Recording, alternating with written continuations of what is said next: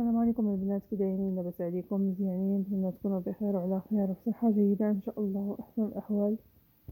ورمضان مبارك كريم، تدخل لكم الصحه وطول العمر وباش ما تمنيتوه ان شاء الله. اليوم نقدم معكم الشباكيه.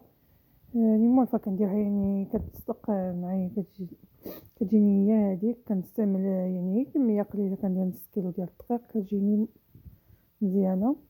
انا هنايا درت نص كيلو ديال الدقيق، واحد الكاس ديال اللوز مطحون مزيان، وكاس ديال الجنجلان، ونص كاس ديال الزيت، ونص كاس ديال الزبده مذوبه مزيان، وواحد اصفر بيضه، ومعلقه كبيره ديال النافع، وحبه حلاوه.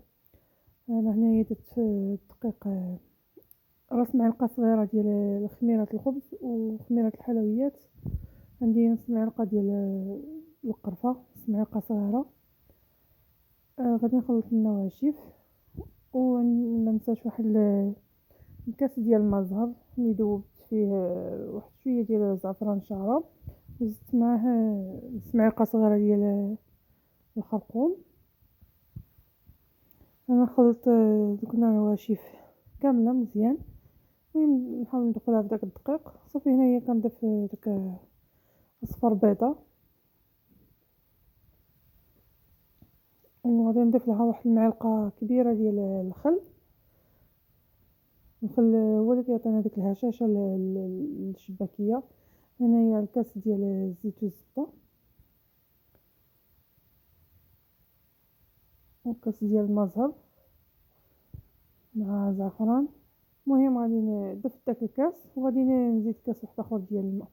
صافي من بعد ما جمعت العجينه ديالي، راني غادي نشكلها هنايا حريبلات صغيورين باش نتحكم فيها في الخدمه. صافي غادي نحاول نكملها كامله وندير غادي نديرها بالدلاك مزيان. صافي نحاول نطويها هكا، يعني ندير لها واحد الطويات باش كتجي الشباكيه ديالنا كتجي مجعبه. صافي غادي نكمل كلشي بنفس الطريقه ونرجع معكم ان شاء الله.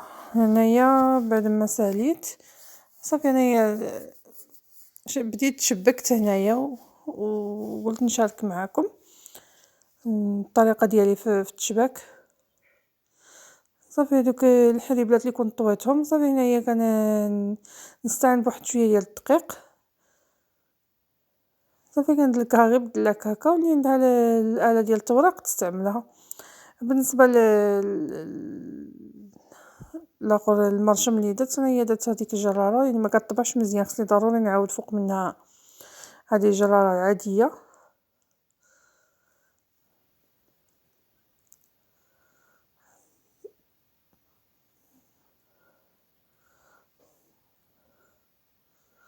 صافي هذه غادي ندير معكم التشباك العادي الاول اللي كنا نديروه زمان، يعني ما فيش تعقيدات بزاف. يعني هنايا كنهزو واحد الشريط ونحطو واحد، نهزو واحد، المهم حتى كيبقى لنا في التالي الشريط التالي. صافي كنلصقو دوك الودينات ديالهم مزيان، ومن بعد صافي كنقلبو بحال هكا بهاد الطريقه هذه. الصوره يعني واضحه. هذه هي الشباكيه اللي كنا نديروها هذه شحال، وصراحه كتجي زوينه. وبالنسبه للطريقه اللي كنستعملها، يعني هي اللي كنستعملها بزاف، غادي نشارك معكم واحده اخرى.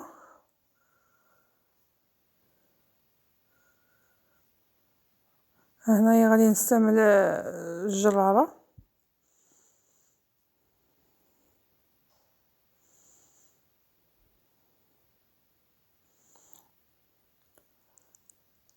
بالنسبه للشكل الثاني، انا غادي ندير هنايا السبوله، يعني دوك اللي كيبقاو لي دوك الزوائد كندير بهم السبوله. ولا بغيتو ديروهم يعني غير السبوله بوحدها، غادي ديروا 3 سنتيم في العرض و10 سنتيم في الطول.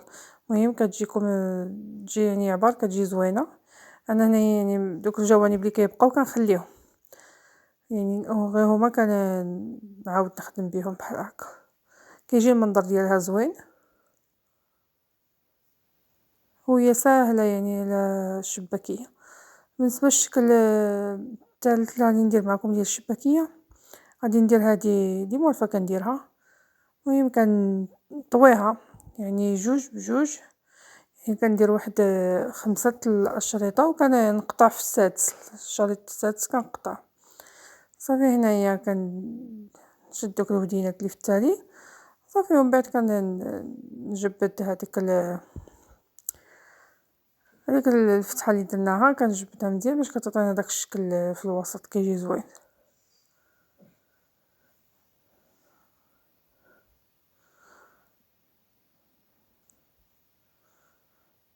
هنايا غادي نعاود معكم واحدة اخرى، صافي يعني كندير بحال الطريقة هادي، راه ساهلة الطريقة هادي ساهلة وكتسر بدغيا يعني، انايا هنايا كنوريكم يعني غير بلاتي باش تفهموا.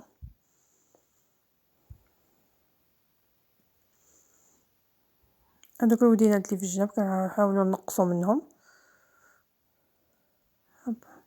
هذا هو الشكل ديالها. ودابا غادي ندوزو باش نقليهم، انايا كنديرها في الليل وكنبيتها يعني في بلاطو هكا تبات كتصبح ناشفه، يعني كنقليها كتجيني مزيانه.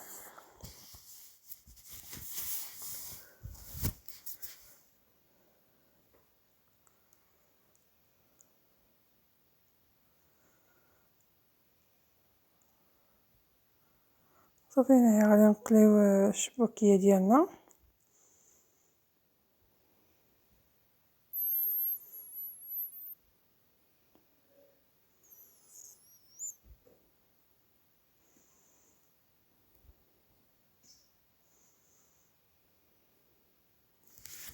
وبالنسبه للعسل اللي كنت يعني خدمت معكم من قبل، صافي غادي نكمل كلشي بنفس الطريقه وندوزو لطبق التقديم ان شاء الله. بالنسبه انايا نصف درت فيه الجنجلان، نصف خليته هكاك، وهادو الصبولات هادو كيجيو زوينين. انايا درت لهم هادي درتهم باللوز ايفيلي، كيبقى دائما تزيين اختياري، اللوز الكاوكاو اللي يعجبكم.